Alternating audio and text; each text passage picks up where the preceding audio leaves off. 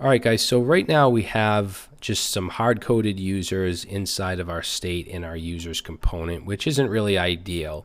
For one thing, we need to fetch the real users from the GitHub API. For another, we want to store any app level state, such as our users, in our app.js. Okay, since we're not using context or Redux or anything like that, we don't have a centralized store or anything like that. The next best thing is to have it in your app.js. That way you can easily send state down to components through props, much like we did with the, sending the users down into the user item as a prop. So let's add to our class right here, class app, and I'm going to create what's called a lifecycle method. Render is a lifecycle method. It's the only one that's actually required, but we do have others, and one is component did mount. And this will run when the component mounts. In fact, I'll just do a console log here.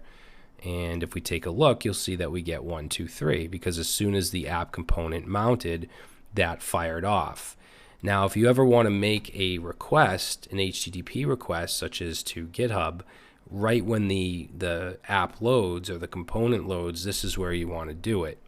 So that's what we're going to do. And I'm going to use Axios. You can use the Fetch API if you want. I prefer Axios. We will be using Fetch API in the last project of this course, or I should say the third project, because I may add more. But for now, we're going to use Axios. So I'm going to stop the server with Control-C and npm install Axios. All right, so Axios is now installed, so I'm going to run npm start again just to restart our dev server.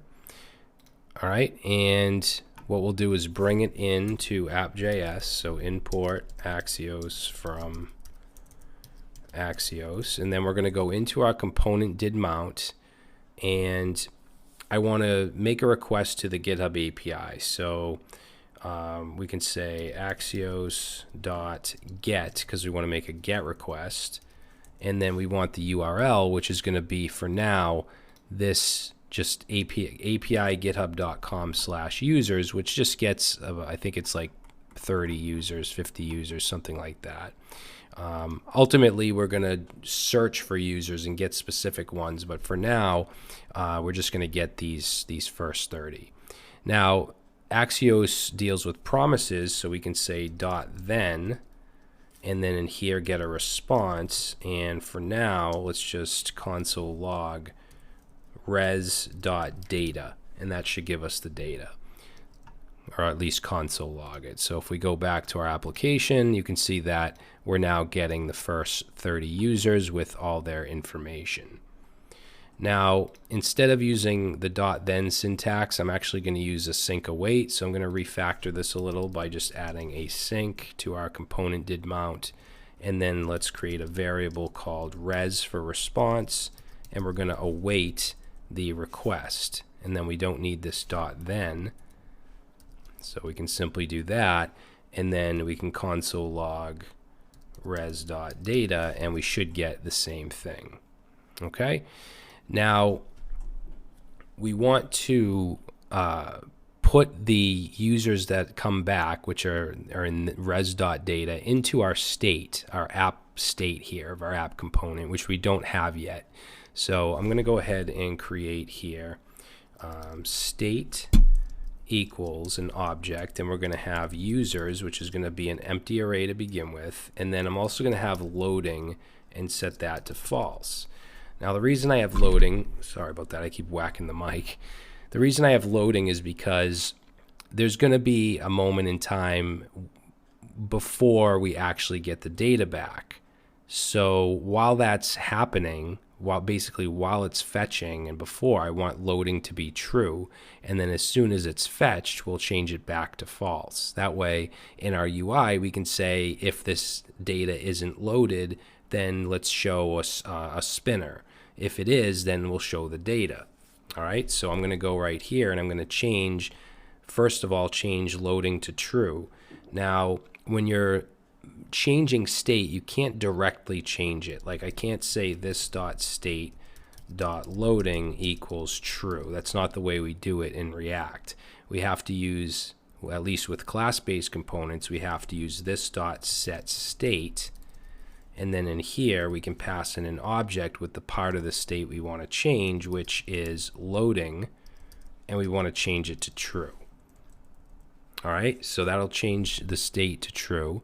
And then we'll go down here, and after we make the request and we get the response, then we want to reset the state. So again, this dot set state, and we're going to set two things. One, we're going to take the users and we're going to set it to our res.data that we get from the server or from the API. Next, we want to set loading back to false. Okay, so hopefully that makes sense. Now I'm going to go ahead and save this, and let's use the React Dev Tools. We actually haven't used them yet.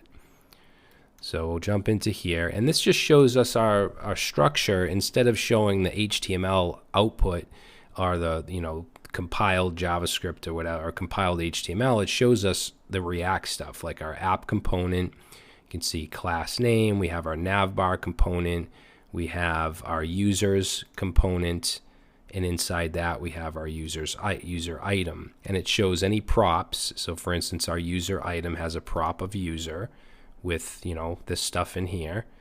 If we look at users, we have state, which has our 3 users. That's the hard-coded state. We're actually going to be getting rid of that. And then if we look in our app level component, we have loading, which is set to false, and we have users, which has an array of 30 users in it. Okay, so now that we have those users in state, what we want to do is pass those down into our users component through props. So down here where we have users, let's pass in 2 things. We'll pass in loading, so we can say this dot state dot loading, and let's pass in users of this dot state dot users. And I just want to mention something real quick. If you're not getting data back from the GitHub API, you might have exhausted your requests.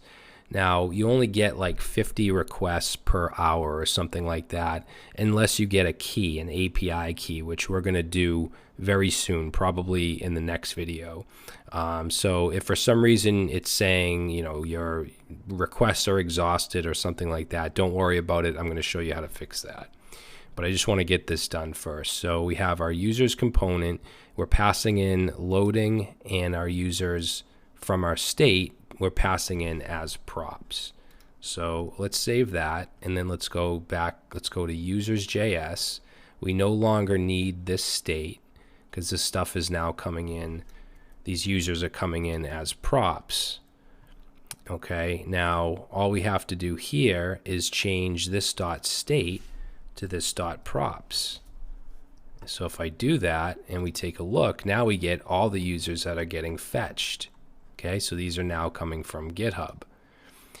Now, what I'd like to do is have a spinner component if the users haven't been fetched yet, because there's always that, split second where they're still loading. So in the next video, we're going to create that spinner component. We're going to find out, if the users are still loading. If they are, then we'll show the spinner. If not, we'll show the users. And then another thing I want to do is add our GitHub API key, register one, and add that to our request here so that we don't run out of requests. All right, so we'll do that in the next video.